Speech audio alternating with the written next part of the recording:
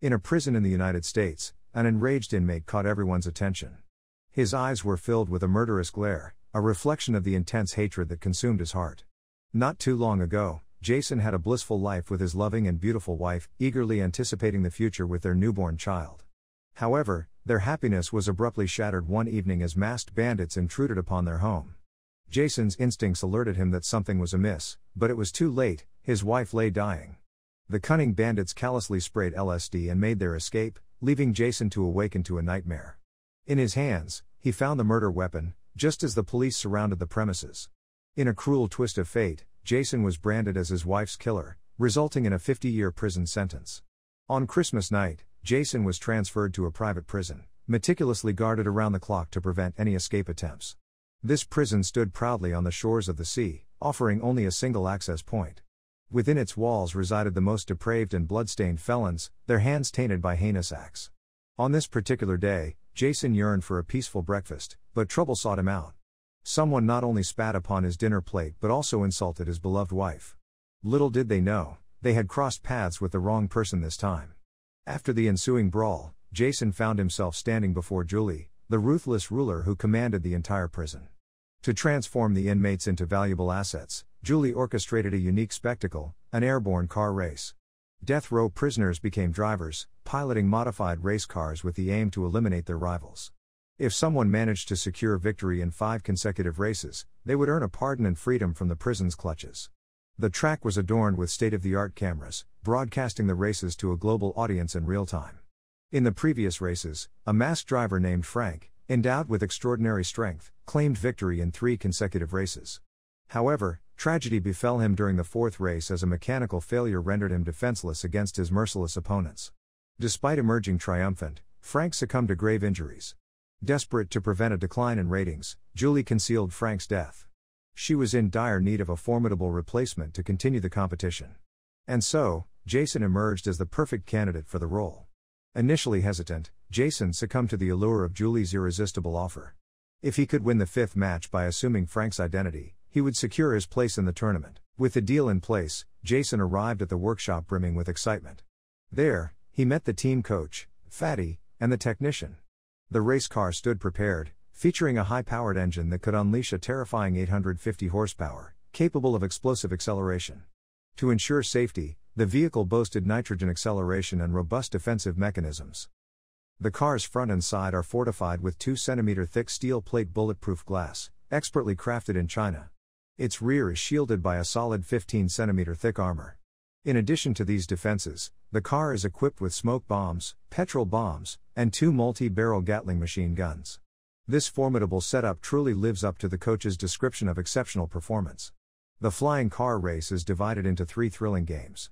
The objective of the first 2 games is to eliminate as many opponents as possible and ensure they don't cross the finish line. Only the winner of the 3rd game can rightfully claim the title of the champion. Jason's main rivals are 5 individuals: the Chinese-American Green, the gym-loving former professional racing driver Colt, and Jake.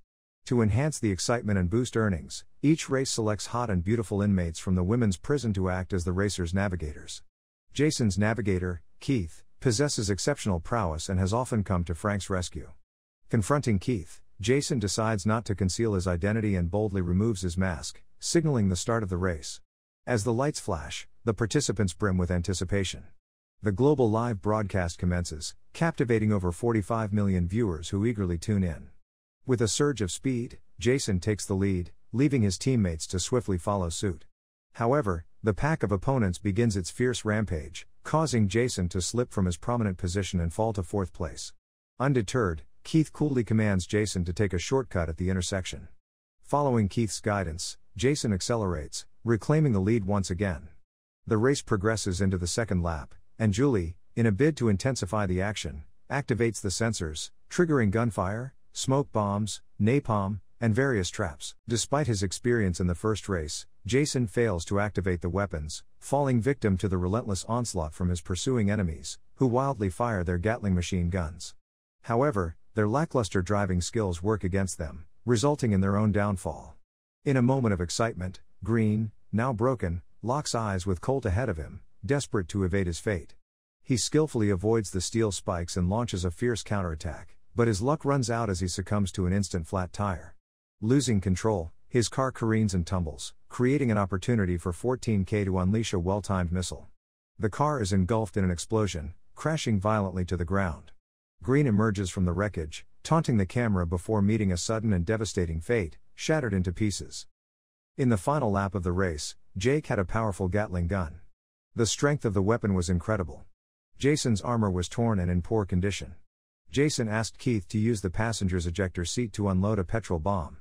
They wanted to throw it high up in the air, causing the oil to splash all over the car. Without waiting for Colt's reaction, Case quickly threw out the cigarette lighter, igniting the car in an instant.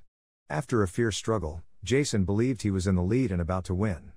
However, Jim's provocative gesture distracted him, and Jake hit him hard, causing Jason to stop on the side of the road and ultimately finish in 6th place. The car was riddled with holes, adding to the horror of the race. Jason clearly decided not to participate again.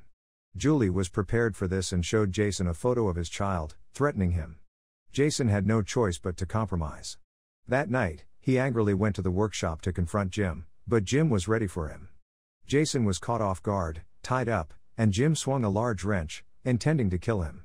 However, just as the pain struck Jason, Fatty arrived in time. While the other party tormented Fatty, Jason grabbed a steel block and launched a counterattack. Jim, as Jason's opponent, could only explain the truth about his wife's murder. The company's main business involved offering various products and services to the market. Unfortunately, a prison guard suddenly appeared and shocked Jason with electricity to save Jim. The second race proceeded as planned. While everyone rushed out from the starting point, Jason remained calm and drove into an abandoned workshop. He threatened to eject Keith in order to uncover a larger conspiracy. It turned out that Keith had been undercover for Julie, instructed to spy on Jason and prevent him from winning the race. This would ensure Jason remained in prison, benefiting Julie. Julie would then sign a decree to release Case. Now, Keith had no choice but to cooperate. Jason no longer had any worries. He activated the nitrous acceleration and returned to the racetrack. However, he no longer aimed for first place. Instead, he set his sights on Jim, the killer of his wife. He turned his car around and went full speed ahead, firing on all cylinders. Jim started shooting back wildly, but the smoke grenade activated, blocking Jim's view. In the chaos, Jim crashed badly, unable to see where he was going. After realizing that Pyrite High survived the crash, Jason immediately turned his car around and went back. Meanwhile, Julie wanted to make the race more thrilling, so she introduced a powerful opponent called the Dreadnought. The Dreadnought had heavy firepower and unleashed a barrage of ammunition on the riders, creating explosions and flames everywhere. 2 drivers lost their lives under the relentless attack. What made it even worse was that the Dreadnought had a replenishment device, making it impossible to escape once the tires were punctured. Faced with the formidable enemy, the 14K team had no choice but to overtake the car and activate a trap hidden within the track. In reality, their intention was to kill Jason, conveniently planting a bomb on his racing car. Later that night, Jason approached Jake with an audacious plan. The third race approached quickly, and Julie was desperate to stop Jason from winning. She manipulated the sensor system and allocated all the resources to Jake.